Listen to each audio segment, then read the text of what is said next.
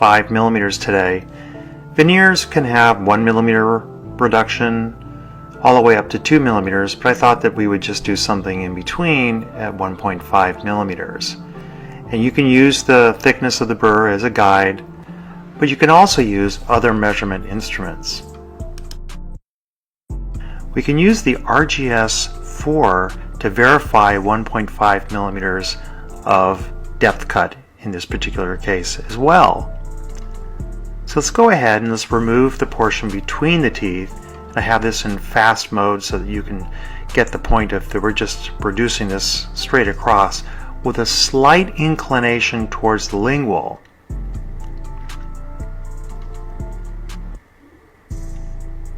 Using the burr tip just to remove those little peaks at either end is pretty easy to do, and you can use the burr also obliquely so that you can remove any scratches or irregularities on that incisal edge. This trick of using burrs in this particular manner is very, very effective, and we're just removing those little peaks on either end.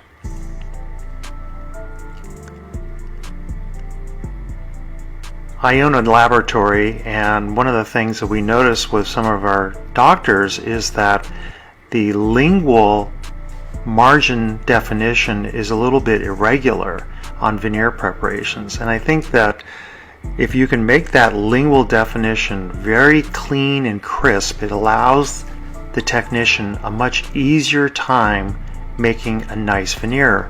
Furthermore, when the veneer is seated, you'll be able to see that it's seating properly.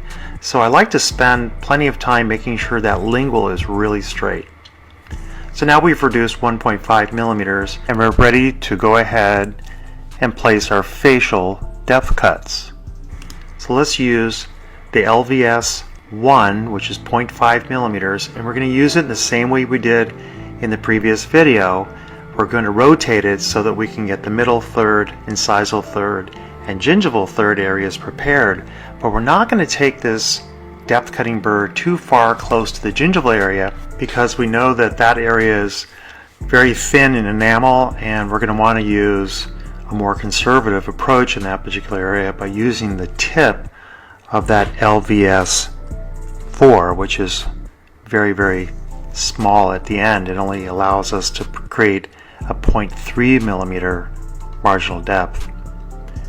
So we're just using the burr across the facial as we've done in the previous video to get the depth cut started, and you just move it steadily from mesial to distal.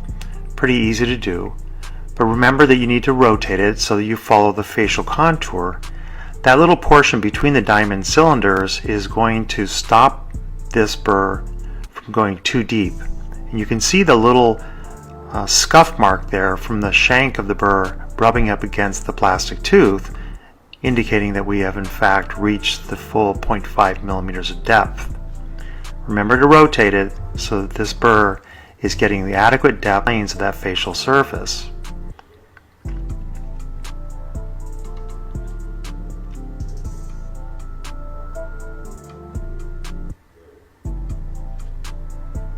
We're now going to utilize the LVS3016, which is the thicker of the two veneer margin type prepping burrs, and this one is just very efficient at removing these little enamel bridges between the depth cuts, and it's pretty quick.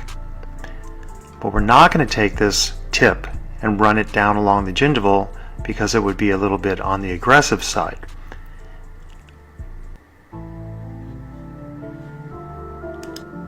So let's just watch as we prepare that gingival area with the LVS4, which is 0.6 millimeters, and it's going to give us that 0.3 millimeter marginal depth that we're looking for to be ultra conservative.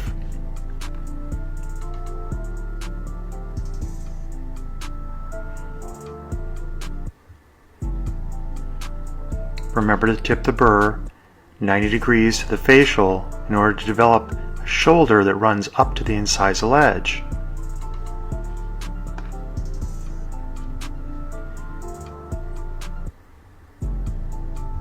After roughing out the preparation, let's go ahead and place the preparation guide back on the patient, and let's evaluate how close we are to achieving this 0.5 to 0.7 millimeters of clearance that we need to have on a veneer. And I think that if we were to measure this incisal area, that's an RGS2, that's 0.75 millimeters. You can see that we're right about where we want to be. And that would be an optimal amount of reduction for standard veneer preparation.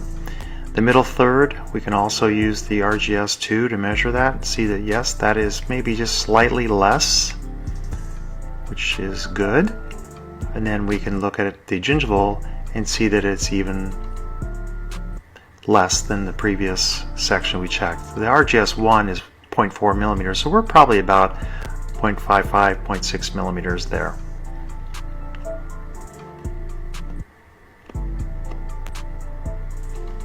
We've continued the preparation a little bit to make the continuity between these vertically oriented shoulders and the incisal edge connected. And they connect in these little interesting little channels that sort of wrap around the corner like this.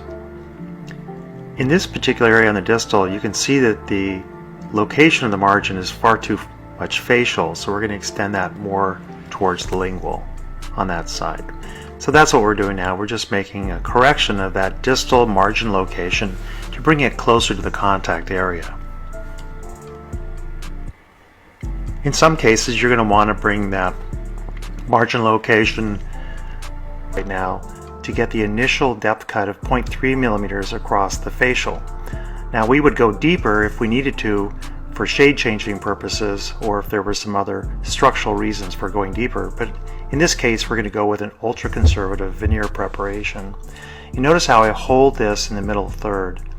Now, if I want to get the depth cut at the gingival third, I have to tip the burr so that it's parallel to that gingival third. And you can see how the middle third isn't really cutting, it's just the gingival third that's cutting. And we'll get that 0.3 millimeters that we require there. And then we can tip the burr back the other way towards paralleling the incisal third of the facial to get the incisal depth cut. So the burr can be used really easily and very quickly to get the proper reduction that we're looking for. We're now going to move on to the LVS 4014.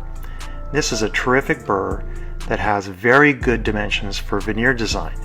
It's a coarse burr, which means it's 125 micron diamond grit thickness for the shank, but the tip is only 30 microns in grit and much more conservative. And the tip diameter is 0.6. So half of that tip diameter is going to give us a 0.3 millimeter gingival margin depth.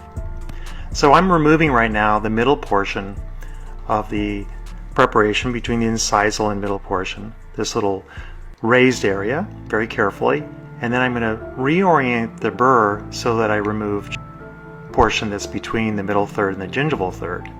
So I have to always think about keeping my burr parallel to the facial surface in order to conserve the removal of enamel. Remember, we're not dealing with a lot of enamel thickness, and I think that frequently we can get so focused on other things while we're prepping that we're not keeping in mind that the enamel thickness in most cases is very, very little. And you can see that we're going to keep this particular preparation supragingival simply because I want not to damage the gingiva of the typodont, but you could keep these equigingival. You could even make the preparation slightly subgingival, maybe as much as 0.5 millimeter if you needed to.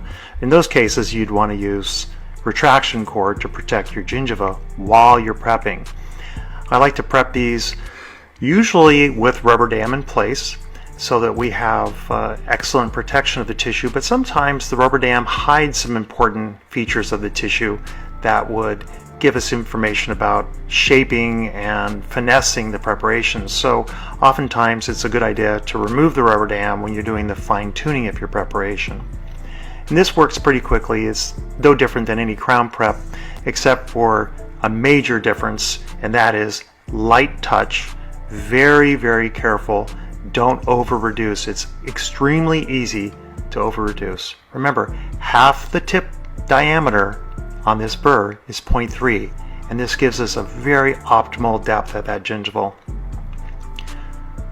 we're going to go ahead and place the stent on here and see that we have decent reduction in that middle third by utilizing this preparation guide over here on the mesial side. But on the distal side, you can see that it's definitely under-reduced.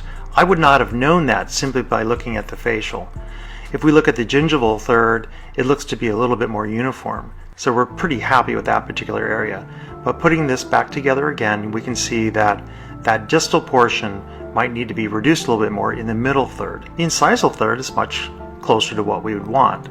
If we want to reduce a little bit more incisally to give a little bit more characterization of the ceramic, that's not a bad idea, but I'm going to give you the most conservative possible design for a facial prep veneer.